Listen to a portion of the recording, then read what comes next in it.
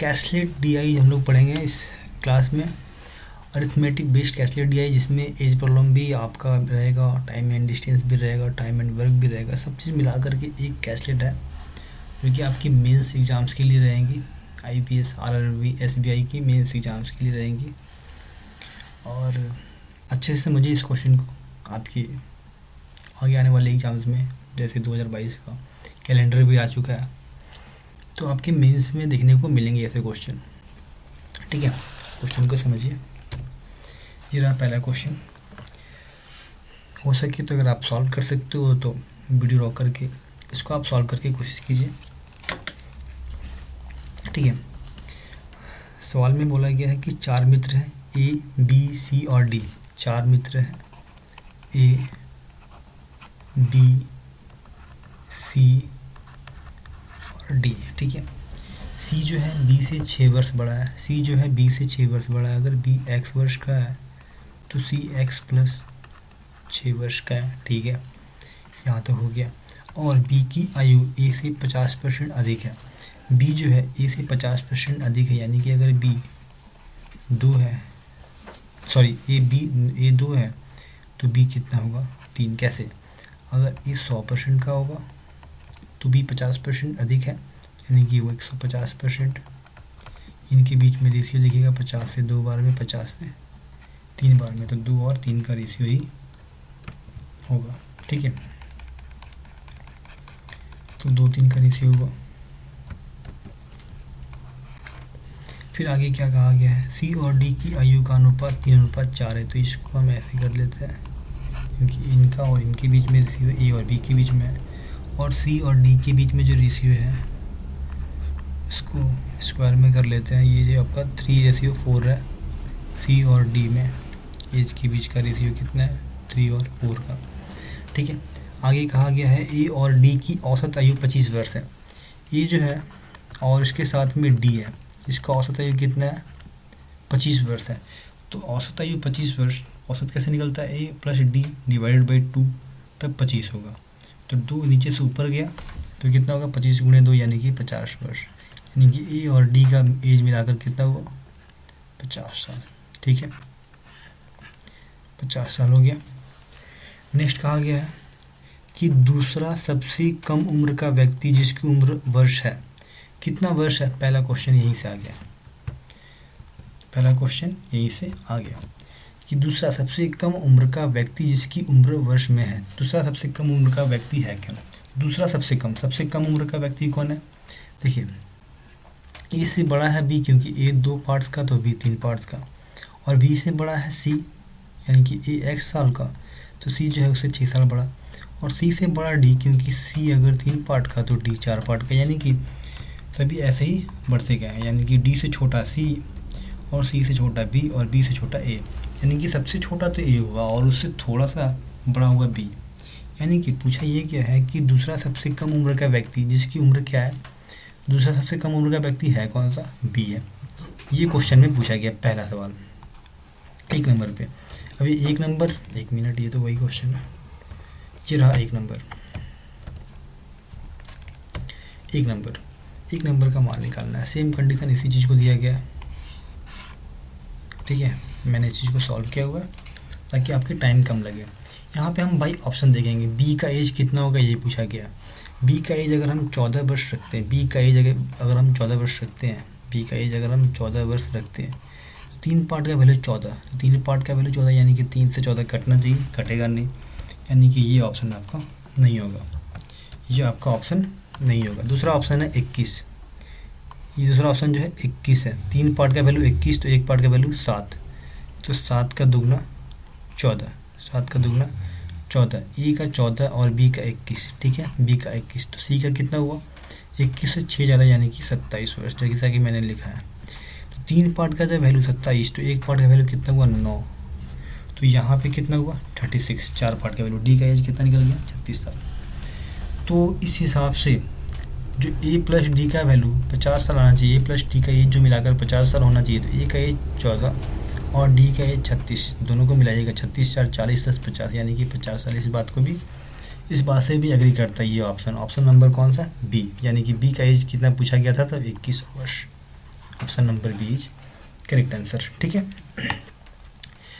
ये जो क्या क्या मैंने लिखा हुआ है ये सब चीज़ें सवाल में आगे देखने को मिलेगा, क्योंकि ये सब चीज़ें मैंने सॉल्व किया हुआ है। तो जो मैंने सॉल्व किया उस चीज़ पे फोकस कीजिए। ठीक है, उसके बाद कहाँ तक थे हम, यहाँ तक थे। ठीक है, तो बी का एज निकल के सामने आया था 21, ए का एज निकल के आया सामने 14, सी का निकल के आया 27 और इसका निकल के आया 36। ठीक है, क्लियर है। नेक्स्ट आगे देखिए, वह अपने घर से सुबह 8 बजे ऑफिस के लिए निकलता है। कौन, बात हो रही है दूसरा सबसे कम उम्र का, यानी कि है कौन, बी।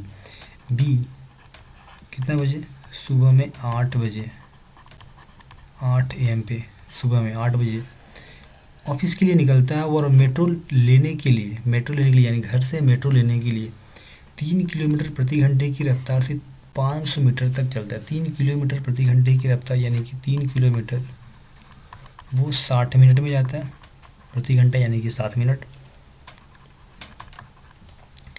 तो 0.5 किलोमीटर की दूरी वो कितना टाइम में तय करेगा। ये 0.5 का 3 कितना गुना है, 6 गुना है। 0.5 का दुगना 1, 4 गुना 2, 6 गुना 3, यानी कि ये 6 टाइम्स में जाएगा। यानी कि 6 से 1 ये है, 6 से 1 ये है, तो ये भी 6 से 1 होगा। 6 पार्ट का वैल्यू 60 मिनट, तो 1 पार्ट का वैल्यू कितना होगा, 10 मिनट। तो यहाँ पे बी ने कितना टाइम दिया, 10 मिनट का दिया। ठीक है, उसके बाद कहा जाता है कि 10 मीटर प्रति सेकंड की औसत गति से चलने वाली मेट्रो द्वारा तय की गई दूरी कितनी है, 12 किलोमीटर। 12 किलोमीटर यानी कि 12,000 मीटर। 10 मीटर पर सेकंड के हिसाब से यानी कि 10 से 10 गया, यानी कि 1200 सेकंड। 1200 सेकंड इसको किससे बदलेंगे, मिनट से बदलेंगे, तो 60 से भाग देंगे तो 0 से 0 गया। 6 से घटाएंगे 2 बार में, यानी कि 20, यानी कि 20 मिनट का सफ़र मेट्रो द्वारा ऑफिस तक लगा। ये लगा किसके द्वारा, मेट्रो से टाइम लगा।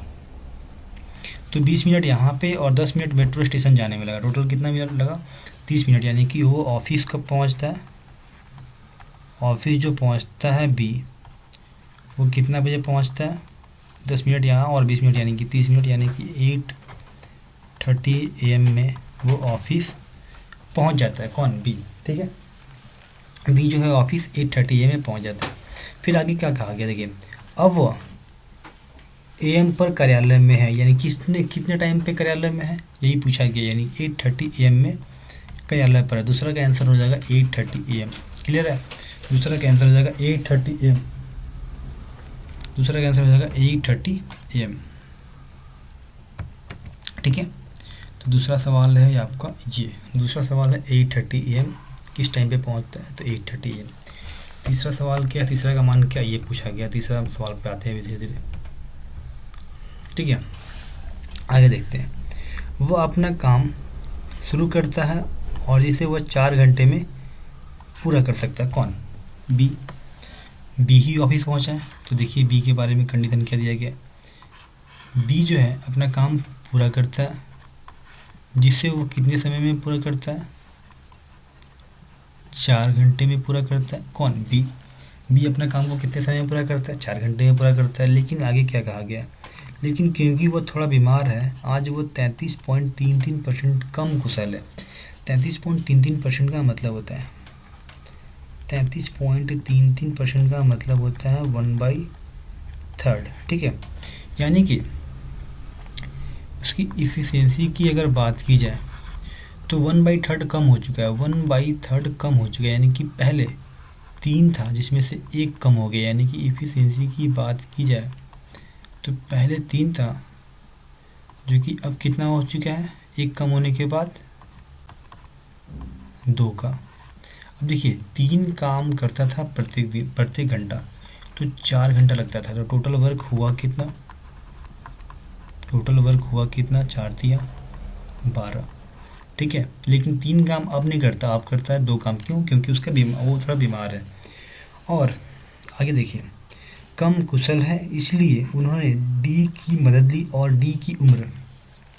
अब यहाँ से तीसरा सवाल ये है, बट देखिए आगे जो है वो काम करने के लिए डी की मदद लेता है। कौन मदद लेता है, जो है वो है बी।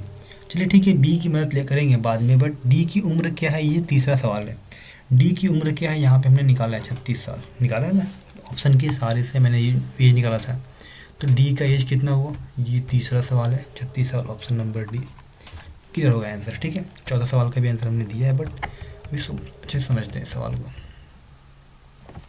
नेक्स्ट क्या कहा गया है, ठीक है, डी आगे कहा गया है कि और डी 12 घंटे में अकेले पूरा काम कर सकता है। डी जो है 12 घंटे में अकेले पूरा काम कर सकता है। डी 12 घंटे में अकेले काम कर सकता है, ये 12 काम है टोटल वर्क, और डी कितने समय लेता है,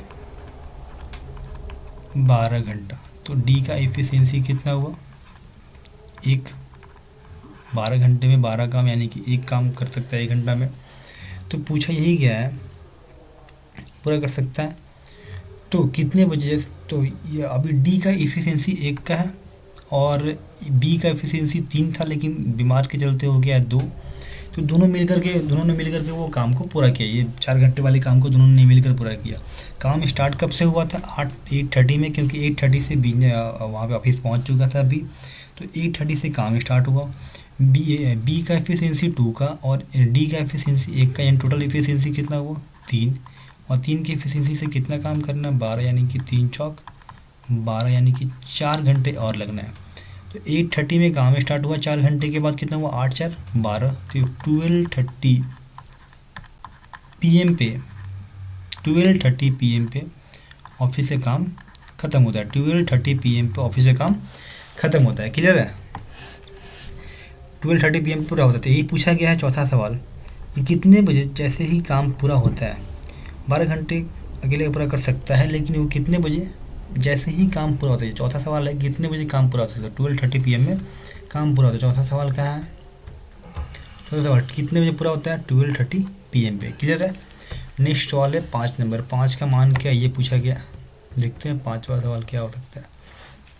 आगे कहा गया तो दोनों लंच के लिए जाते हैं जहां वे सी से मिलते हैं, लंच का कुल बिल कितना रुपए है, ये 5वां सवाल है था। और वे इस बिल को, जितना ये बिल था, इस बिल को उनकी आयु के अनुपात में विभाजित करते हैं। तो उनका आयु है कितना, देखिए कौन कौन है, बी और सी, बी और डी तो पहले से ही है, उसके अलावा कौन मिला, सी। तो बी का एज है 21, बी का एज जो है 21 है। उसके बाद डी है जिसका एज 36 है, और उसके बाद सी है जिसका एज 21 से 6 ज़्यादा, यानी कि 27 है। तीनों के बीच में रेशियो देखा जाए 3 से 7 बार में, 3 से 12 बार में, 3 से 9 बार में। तो 7 9 और 12 कितना हुआ, 12 7 19 और 9 20 और 8 28, 28 पार्ट टोटल उन लोगों ने पेमेंट किया होगा। इसमें से सी के बारे में कहा गया है कि सी ने 180 रुपये का भुगतान किया, सी ने 180 रुपये का भुगतान किया। तो सी का कितना है, 9 पार्ट है जिसका वैल्यू 180, तो एक पार्ट का वैल्यू कितना हुआ, 9 दूनी 18 20, तो 28 पार्ट का वैल्यू 28 दूनी 56 और एक 0, यानी कि 560 रुपये का टोटल भुगतान किया गया है।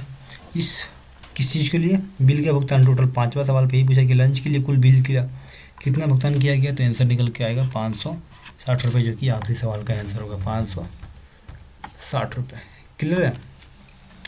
तो इस तरीके से क्वेश्चन में कुछ भी नहीं था, बस आसानी से चीज़ों को हमें समझना था। ठीक है, हम उम्मीद करते हैं इस सेशन से आपको बहुत कुछ सीखने को मिला होगा। ऐसे ही कुछ सेशन आपको